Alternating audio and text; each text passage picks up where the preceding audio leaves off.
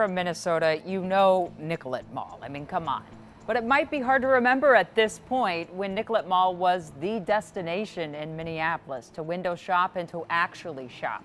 Compared to 2019, foot traffic there, however, is down about 30%, according to Placer, and they just track cell phone data, so how many feet are down there. And getting people back to downtown has been something the city council in Minneapolis has been talking about for years. And there's been different ideas, but today the council talked about it again. And the main message was that something has to happen. We won't have hardly anyone coming back if we can't revitalize Nicollet Mall. That's just the bottom line. Nicollet Mall is Main and Main.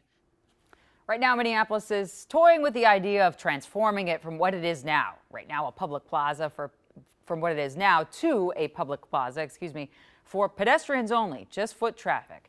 And Minneapolis isn't the only city trying to figure this out.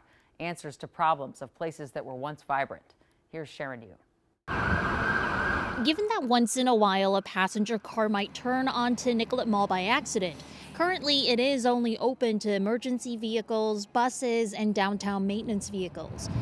The city calls it a walk zone, but maybe that's not good enough? It's really important to have this discussion as a city.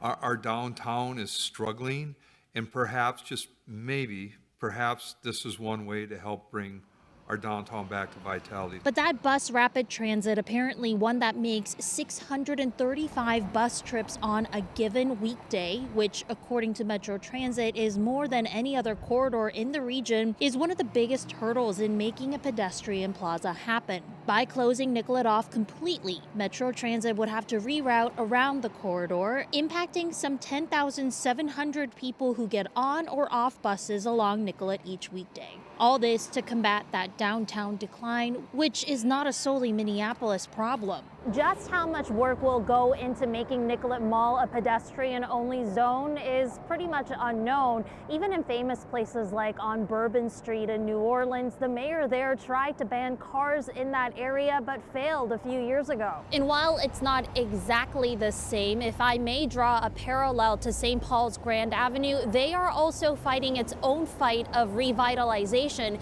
except their fight focuses on small businesses versus big box stores. It's not difficult to find buildings up for rent or for sale along the corridor that used to tout small businesses. Add Pottery Barn on the latest closure list, the news is that business isn't good, big or small. The Grand Avenue Business Association's president, Chris Jensen, said in a statement that the latest closure announcement, quote, does not represent the overall strength of Grand Avenue. Jensen says the fact that Grand Mall is owned by out-of-state real estate investors that do not care about the impact this has on our local community is something the Grand Avenue Business Association would like to address. Jensen says those out-of-state owners account for 7 of the 12 current vacancies. And his solution?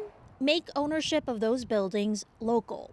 Whether that would work to revitalize historic Grand Avenue is to be seen. Whether taking buses off Nicollet Mall would revitalize downtown Minneapolis, yet to be seen too.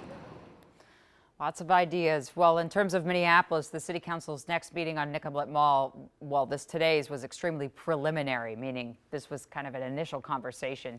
The next move, if it goes forward, would be to ask you and stakeholders and people who live down there and the people who take the buses what they think. Well, we'll get to that hopefully sometime soon.